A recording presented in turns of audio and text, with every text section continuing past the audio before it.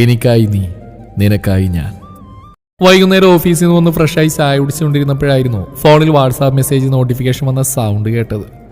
Phone എടുത്ത് നോക്കിയപ്പോൾ പരിചയമില്ലാത്തൊരു number. Hi എന്ന് പറഞ്ഞാണ് മെസ്സേജ്. DP നോക്കിയപ്പോൾ ഒരു ചെക്കനും പെണ്ണും കൂടെ കൈകോർത്ത് തിരിഞ്ഞു നിൽക്കുന്നു. DP ഒക്കെ കൊള്ളാം, എന്നാൽ ഇതാരായിരിക്കും? എന്തായാലും ഇപ്പോൾ റിപ്ലൈ കൊടുക്കണ്ട എന്ന് തീരുമാനിച്ച് ഡാറ്റ ഓഫാക്കി ഇറങ്ങി. ഇനി ഞാനാരാണെന്ന് പറയാം. ആനന്ദത്തിൽ അരവിന്ദിന്റെയും ജയന്തിയുടെയും 2 മക്കളിൽ മൂത്തവൾ ദേവാനന്ദ എന്ന എല്ലാവരുടെയും നന്ദ്. പിന്നെയുള്ളത് അനിയനാണ്, നന്ദദേവ് എന്ന ദേവ്. അച്ഛൻ ടൗണിൽ ഒരു കട നടത്തുവാണ്. അമ്മ വീട്ടുഭരണം ചെറിയ രീതിക്ക് തയ്യലൊക്കെ ആയിട്ട് പോകുന്നു. ദേവ് ഇപ്പോൾ +1 പഠിക്കുന്നു. ഇനി ഞാൻ അടുത്തുള്ള പഞ്ചായത്തിലെ LD ക്ലർക്കായിട്ട് വർക്ക് ചെയ്യുക. ഇപ്പോൾ 1 വർഷമായി ജോലി കയറിയിട്ട്. ഉയ്യോ, സംസാരിച്ച് സമയം പോയത് അറിഞ്ഞില്ല. ഞാൻ പോയി മുറ്റമൊക്കെ തൂത്ത് വിളക്ക് വെക്കട്ടെ. വിളക്കൊക്കെ വെച്ച് നാമം ചൊല്ലിക്കഴിഞ്ഞ് കുറച്ചു നേരം എല്ലാവരും കൂടി ഇരുന്ന് TV കണ്ടു. 8 മണി കഴിഞ്ഞ് ഫുഡും കഴിച്ച് റൂമിലേക്ക് പോന്നു. നേരത്തെ കിടക്കാനൊന്നുമില്ല, ഫോണിൽ കളിക്കാൻ വേണ്ടിയിട്ടാ നേരത്തെ ഫുഡൊക്കെ കഴിച്ച്. ഇല്ലേ പിന്നെ കുറെ കഴിയുമ്പോൾ അമ്മ വന്ന് ചോറ് കഴിക്കാൻ വരാൻ പറഞ്ഞ് ബഹളാവും. ഇതാവുമ്പോൾ ഇനി ആരും വിളിക്കാൻ വരില്ല, എവിടെയെങ്കിലും ഇരുന്ന് ഫോണിൽ നോക്കാം. വാട്സാപ്പ് ഓപ്പൺ ചെയ്തില്ല. പിന്നെ അതേ നമ്പറിൽ നിന്നൊരു ഹലോ വന്ന് കിടക്കുന്നു. ചേടാ ഇതാരാ? എന്തായാലും ഒരു ഹായ് കൊടുത്തേക്കാം എന്ന് വിചാരിച്ച് ടൈപ്പ് ചെയ്ത് അയച്ച് പെട്ടെന്ന് റിപ്ലൈ വന്നു. എന്ന് മനസ്സിലായോ? ഇല്ല, ആരാ? ഞാൻ ജീവനാ. ആരുടെ ജീവൻ? നന്ദു, ഞാൻ ജീവനാ, നിന്റെ പഴയ. അത്രയും പറഞ്ഞവൻ നിർത്തി. ഓ, എൻ്റെ പഴയ ജീവൻ. നിങ്ങൾക്ക് മനസ്സിലായില്ലല്ലേ? ഞാൻ പറഞ്ഞുതരാം. ഈ ജീവനെൻ്റെ എക്സ് ലൈനായിരുന്നു. അവനെന്നെ നല്ല 1-ാം തരത്തിൽ തേച്ചൊടിച്ചിട്ട് പോയവനാ. ഇപ്പം എന്താണോ വന്നേ? ഇപ്പം മനസ്സിലായി. നന്ദു, എനിക്ക് നിന്നെ ഒന്ന് കാണാമായിരുന്നു. നാളെ നീ ഫ്രീ ആണോ? ഫോണിൽ കൂടി പറഞ്ഞാൽ പോരെ? എന്തിനാ ഇനി നേരിട്ട് കാണുന്നൊക്കെ? അങ്ങനെ കാണാനുള്ള ബന്ധം നമ്മൾ തമ്മിലില്ലല്ലോ. ആ വാക്കുകളിൽ മുഴുവൻ അവനോടുള്ള പുച്ഛമായിരുന്നു. പ്ലീസ് നന്ദു, ഒരു പ്രാവശ്യം മാത്രം മതി. ഒന്ന് കണ്ട് കുറച്ച് കാര്യങ്ങൾ സംസാരിക്കാൻ വേണ്ടി മാത്രം. പ്ലീസ്, പറ്റില്ലെന്ന് പറയരുത്. ഓക്കെ ജീവൻ, എന്തായാലും ഞാൻ വരാം. Thanks D. പിന്നെ ജോബൊക്കെ എങ്ങനെ പോകുന്നു? കുഴപ്പമില്ല. നീ ഫുഡ് കഴിച്ചോടി? ശരി, എങ്കിൽ നാളെ കാണാം. എന്നിട്ട് അവൾ മറ്റൊരു നമ്പറിലേക്ക് മെസ്സേജ് അയച്ച ശേഷം കിടക്കാൻ ഒരുങ്ങിയപ്പോൾ ദേവ് കയറി വന്നു. ആ വരവ് കാണുമ്പോഴേ അറിയാം ഇന്ന് കിടത്ത് ഇവിടെയാണെന്ന്. അവളൊരു പുഞ്ചിരിയോടെ നീങ്ങിക്കിടന്നു. അത് കാത്തു നിന്ന പോലെ ദേവ് ഓടിച്ചെന്ന് അവളോട് ചേർന്ന് കിടന്നു. ദേവിന് മറ്റാരെക്കാളും അടുപ്പം അവൻ്റെ നന്ദൂട്ടിയോടാണ്.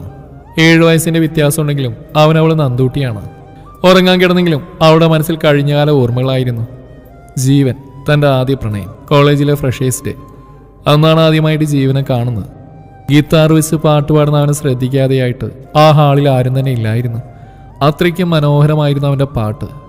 ഇടയ്ക്കുള്ള നുണക്കുഴി കാട്ടിയുള്ള ചിരി, ആ ചിരിയിലാണ് താനും വീണുപോയത്. പിന്നെ ഇടയ്ക്കൊക്കെ കോളേജിൽ വെച്ച് കാണുമായിരുന്നു. കാണുമ്പോഴുള്ള ആ ചിരി, ഉഫ്. ഫസ്റ്റ് ഇയർ പകുതിയായപ്പോഴായിരുന്നു ജീവൻ വന്ന് പ്രപ്പോസ് ചെയ്യുന്നത്. ആദ്യമൊക്കെ ഒഴിഞ്ഞു മാറിയെങ്കിലും പിന്നീട് എപ്പോഴോ താനും ഇഷ്ടമാണെന്ന് പറഞ്ഞു. അതിനുശേഷം ആരെയും അസൂയപ്പെടുത്തും പോലെയുള്ള ഞങ്ങളുടെ പ്രണയം. മറ്റുള്ളവരുടെ ജീവൻ തൻ്റെ മാത്രം ജീവയായ നാളുകളായിരുന്നു. പിന്നീട് 3rd ഇയർ കഴിഞ്ഞ് അവൻ കോളേജിൽ നിന്ന് പോയി കഴിഞ്ഞതും കാണാൻ വരികയും ഫോൺ വിളിയൊക്കെ ഉണ്ടായിരുന്നു. പെട്ടെന്നൊരു ദിവസം അത്യാവശ്യമായിട്ടൊന്ന് കാണണമെന്ന് പറഞ്ഞത് അവൻ്റെ കോളിൽ ഒത്തിരി പേടിച്ചിരുന്നു. ബീച്ചിൽ വരണമെന്ന് പറഞ്ഞപ്പോഴായിരുന്നു സമാധാനമായത്. എന്നാൽ അവിടെ ചെന്ന് അവൻ പറഞ്ഞ കാര്യം തന്നെ മൊത്തത്തിൽ തളർത്തുന്നതായിരുന്നു. കോളേജ് ലൈഫിലെ നേരമ്പോക്ക് മാത്രമായിരുന്നു അവൻ എൻ്റെ പ്രണയം. അവൻ്റെ മുറപ്പെണ്ണുമായിട്ട് കല്യാണം ഉറപ്പിച്ചെന്നും ഇനി വിളിക്കുകയോ മെസ്സേജ് അയക്കുകയോ ഒന്നും ചെയ്യരുതെന്നും പറഞ്ഞ് ഒറ്റ പോക്കായിരുന്നു. എൻ്റെ അവസ്ഥ പോലും അവനൊന്നും ചിന്തിച്ചില്ലല്ലോ. തിരിച്ചെങ്ങനെയാണ് വീട്ടിലെത്തിയെന്നൊരു പിടിയില്ലായിരുന്നു. പിന്നീടുള്ള കുറേ നാളുകൾ അവൻ്റെ ഓർമ്മയിൽ കരഞ്ഞു തീർത്തു. പിന്നെ ഒരു വാശിയായിരുന്നു, ഇനിയൊരിക്കലും അവൻ്റെ പേരിൽ കരയില്ലെന്നും പകരം ജയിച്ച് കാണിക്കണമെന്നും. ആ വാശിക്ക് തന്നെ ഇരുന്ന് പഠിച്ച് ഗവൺമെൻറ് ജോലി നേടിയെടുത്തു. രാവിലെ നന്ദു എണീറ്റ് ഫോൺ നോക്കിയപ്പോൾ ഇന്നലെ അവൾ മെസ്സേജ് അയച്ച നമ്പറിൽ നിന്ന് റിപ്ലൈ വന്നിട്ടുണ്ട്. അത് വായിച്ചൊന്ന് ചിരിച്ചിട്ട് ഫോൺ ടേബിൾ വെച്ചിട്ട് ദേവിനെ ഒന്നുകൂടി നന്നായി പുതപ്പിച്ചിട്ട് അവൾ ഫ്രഷ് ആവാനുള്ള ഡ്രസ്സും എടുത്ത് ബാത്റൂമിലേക്ക് നടന്നു. കുളിച്ചു വന്ന അടുക്കളയിൽ അമ്മയെ സഹായിച്ചിട്ട് കുറച്ചു നേരം അവിടേക്ക് നിന്നിട്ട് പുറത്തേക്ക് ഇറങ്ങി ചെടിയൊക്കെ നനച്ചു. 8 മണിയൊക്കെ കഴിഞ്ഞു. എല്ലാവരും കൂടെ ഇരുന്ന് കാപ്പി കുടിച്ച്. അതിനിടയ്ക്ക് ജീവന്റെ മെസ്സേജ് വന്നിരുന്നു. 10 മണിയാകുമ്പോൾ ബീച്ച് സൈഡിലുള്ള കോഫി ഷോപ്പിൽ വന്നാൽ മതിയെന്നും പറഞ്ഞു. റൂമിൽ വന്ന് റോയൽ ബ്ലൂ കളറിലെ ലോങ് ടോപ്പ് റെഡ് ആംഗിൾ ലെങ്ത്തിൽ ലെഗിനും ഇട്ട് നന്നായി കണ്ണുകൾ കടുപ്പിച്ച് എഴുതി. നീണ്ട മുടി വിടർത്തിയിട്ട് പുരികങ്ങൾക്കിടയിൽ ഒരു കുഞ്ഞു ബ്ലാക്ക് പൊട്ടും കുത്തി കണ്ണാടിയിൽ മൊത്തത്തിലൊന്ന് നോക്കിയിട്ട് ഹാൻഡ് ബാഗും ഫോണും വണ്ടിയുടെ കീയും എടുത്ത് താഴേക്ക് ഇറങ്ങി.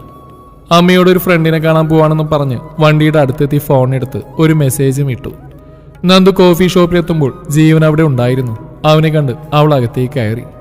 ഹായ് ജീവൻ. അവളുടെ വിളി കേട്ടവൻ തിരിഞ്ഞു നോക്കി. അവളെ കണ്ട് അവൻ്റെ കണ്ണുകളും തിളങ്ങി. സോറി ജീവൻ, ബ്ലോക്ക് കിട്ടിയതുകൊണ്ടാണ് ലേറ്റായത്. അവളുടെ സംസാരത്തിലാണ് അവന് ബോധം വന്നത്. അവനൊന്ന് ചമ്മി ചിരിച്ചിട്ട് അവളെ നോക്കി. അത് സാറില്ല, ഞാൻ വന്നിട്ട് ഒത്തിരി നേരം ആയില്ല. നന്ദു ഇരിക്കി.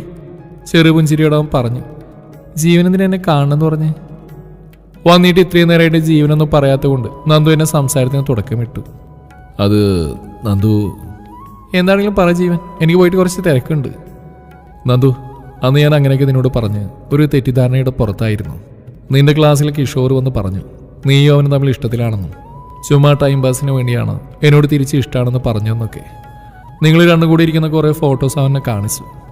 അതിൻ്റെ ദേഷ്യത്തിലും നീ എന്നെ ചതിക്കുകയാണെന്നൊക്കെ അറിഞ്ഞിട്ടാ ഞാനന്ന് അങ്ങനെയൊക്കെ പറഞ്ഞേ, അല്ലാതെ നിന്നെ ഇഷ്ടമില്ലായിട്ടൊന്നല്ല.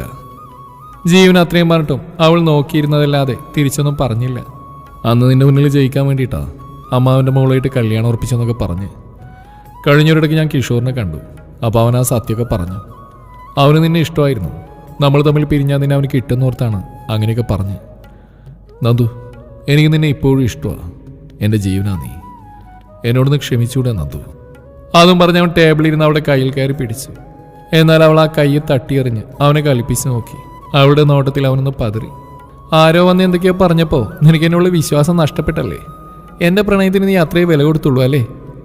പെട്ടെന്നുള്ള അവളുടെ പൊട്ടിത്തെറിയിലൊന്ന് ഞെട്ടി അവൻ ചുറ്റും നോക്കി. ഷോപ്പിലുള്ള പലരുടെയും കണ്ണുകൾ തങ്ങളിലാണെന്നറിഞ്ഞവൻ അവളെ ദയനീയമായി നോക്കി. നന്ദു പ്ലീസ് സൗണ്ട് ഇറക്ക്, ആളുകൾ നോക്കുന്നുണ്ട്. അപ്പോഴാണ് അവിടെ ചുറ്റിനിരിക്കുന്നവർ തങ്ങളെ നോക്കുന്ന കാര്യം മനസ്സിലായത്. സ്വയം ഒന്ന് നിയന്ത്രിച്ച് അവൾ ശ്വാസം ഒന്ന് ആഞ്ഞു വലിച്ച് കുറച്ചു നേരം മിണ്ടാതിരുന്നു. അപ്പോഴേക്ക് അവർക്കുള്ള കോഫിയുമായിട്ട് വെയിറ്റർ എത്തിയിരുന്നു. കോഫി ഒന്ന് സിപ്പ് ചെയ്തിട്ട് അവൾ പറയാൻ തുടങ്ങി. നോക്ക് ജീവൻ, പണ്ട് എനിക്ക് നിന്നെ ഇഷ്ടമായിരുന്നു. അത് നീയായിട്ട് തന്നെ നഷ്ടപ്പെടുത്തിയതാണ്, അല്ലാതെ ഞാനായിട്ട് നിന്നെ വേണ്ടാന്ന് വെച്ചതല്ല. ഏതോ ഒരുത്തൻ്റെ വാക്കായിട്ട് നീ എന്നെ അവിശ്വസിച്ചു. ഇനി അതുപോലെ ഉണ്ടാവില്ലെന്ന് എന്താ ഉറപ്പ്? ഇത്രയും പറഞ്ഞവൾ നിർത്തി. എന്നിട്ട് അവനെയും നോക്കി, പിന്നെ പുറത്തേക്കും. അവൾ നോക്കുന്ന കണ്ടിട്ട് അവനും തിരിഞ്ഞു നോക്കി. ഒരു സുന്ദരനായ ചെറുപ്പക്കാരൻ തങ്ങളെ ലക്ഷ്യം വെച്ച് വരികയായിരുന്നു. അവനെ കണ്ടപ്പോഴുള്ള നന്ദുവിന്റെ കണ്ണിലെ തിളക്കവും ചുണ്ടിലെ നിറഞ്ഞ ചിരിയും ജീവനെ അസ്വസ്ഥനാക്കി. ആ ചെറുപ്പക്കാരൻ വന്ന് നന്ദുവിനെ അടുത്തിരുന്നു. എന്നിട്ട് ജീവൻ നേരെ കൈനീട്ടി പറഞ്ഞു. ഹായ് ജീവൻ, ഞാൻ അർജുൻ. അജു എന്ന് വിളിക്കും. എനിക്ക് മനസ്സിലായില്ല. അതിനുള്ള മറുപടി കൊടുത്ത നന്ദുവായിരുന്നു. ജീവൻ, അജുവാണ് എന്നെ കല്യാണം കഴിക്കാൻ പോകുന്നത്. അടുത്ത ഫെബ്രുവരി 20-നാണ് കല്യാണം. എന്തായാലും കല്യാണം വിളിക്കാൻ ഞങ്ങൾ ഒരുമിച്ച് വരാനിരിക്കുകയായിരുന്നു.